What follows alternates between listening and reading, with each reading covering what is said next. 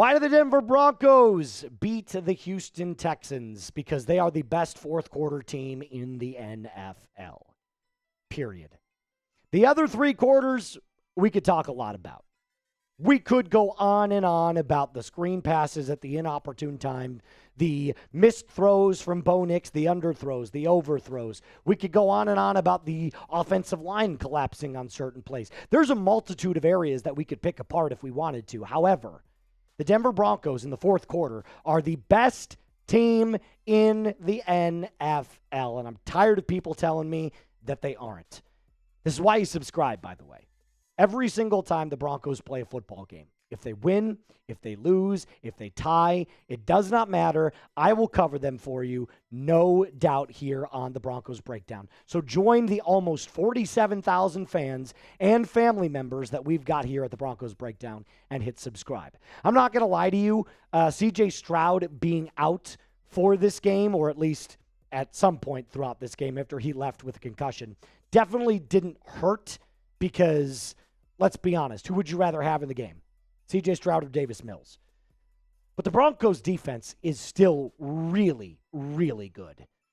I have to give it up to Riley Moss, Jahdae Barron, Chris Abrams-Drain. They gave up some plays today, but for the most part, if you only keep the Houston Texans to 15 points with Nico Collins and their multitude of weapons that they have on the offensive side of the ball, you played a pretty good game.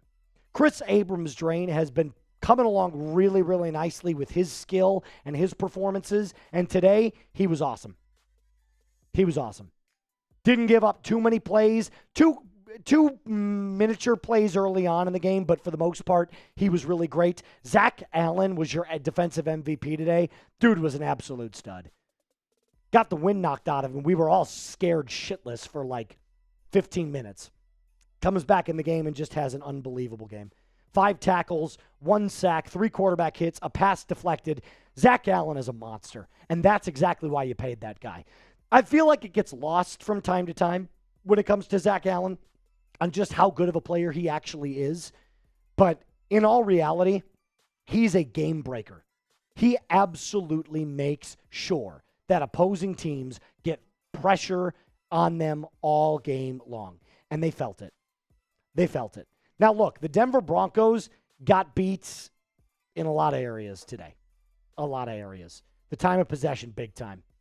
But they cut down on the penalties, which is awesome.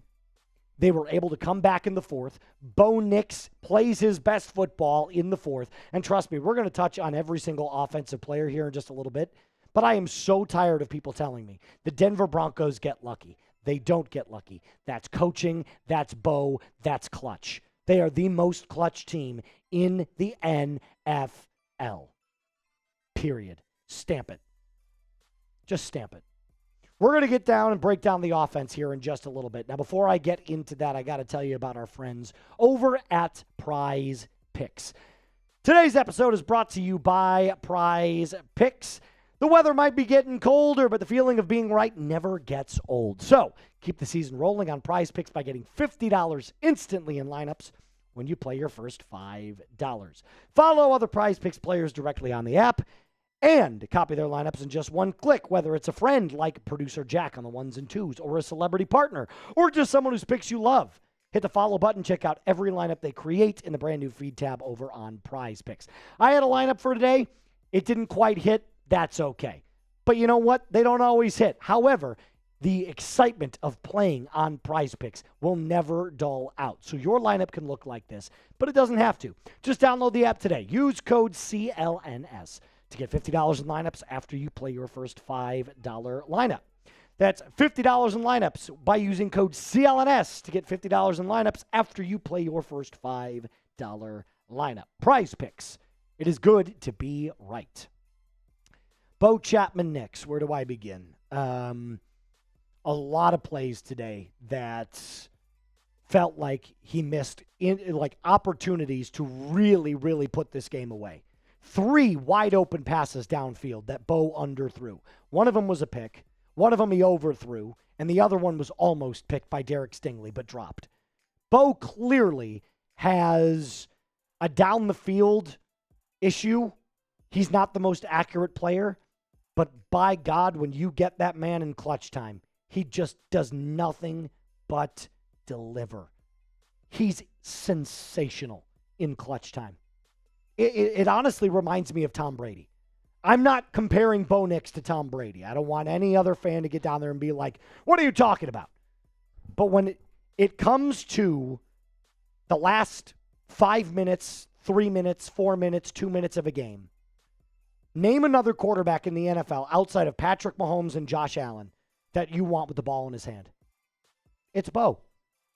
And I've been talking to every Broncos fan that will listen. The Broncos need another wide receiver. They do. They need to trade for Rashid Shaheed because Courtland Sutton's your number one, and he had 1 reception today. I know Derek Stingley, Kamari Lassiter, great players. But then your other wide receiver without Marvin Mims was Troy Franklin. Had 4 receptions for 27 yards. Evan Ingram was another non-factor today. The running game doesn't really seem to pick up until the second half. R.J. Harvey only had 2 rushing attempts. J.K. Dobbins got stifled. They abandoned the run in the first half. They had 6 rushing attempts in the first half. It's unacceptable. There's a lack of a down-the-field weapon for this team. The Broncos need it. You got to go get Rashid Shaheed. You got to go get Jalen Waddle. You got to go get Chris Olave. Go get a wide receiver, please. Please. If you add one more weapon, this team is complete. They've got the pass rush. They've got the corners. They've got the corner depth. They've got the offensive line. They've got the defensive line. They've got everything. They got the running game. They just need a wide receiver and a special teams unit because, oh my God, it's bad. Darren Rizzi, dude, you got to clean it up, man. Special teams is a big problem. Big problem. Michael Bandy, shame on you. Muffing a punt. It's terrible. It's absolutely terrible. I can't give the Broncos an A for this performance. I can't. It just wasn't an A performance. But I can give them a B or a B+. A+ for the fourth quarter again, but if we're talking about the entire performance, it's not an A. It isn't. But they did just enough. They came back in the fourth. The most clutch team with the most clutch coach with the most clutch quarterback delivered once again. Shout out to Bo Nix, Sean Payton, the Broncos offense for getting it done again. B to B+ feels fair. It's not the perfect game. This is not a perfect team, but they come together when they need to, and that's all you can ask of them. And that's why you subscribe one more time. Because you know as well as I do that when that fourth quarter comes about, the Denver Broncos are going to deliver. Period. End of story. And if you believe in Bo Chapman Nix, if you think he's clutch, spam your 10s down in the comment section down below. That's all I got for you on today's episode. I'll be back with another deep dive of this game later on tonight into tomorrow on Monday. Make sure you join the family. You hit that subscribe button. And as always, a mile high salute. Be cool.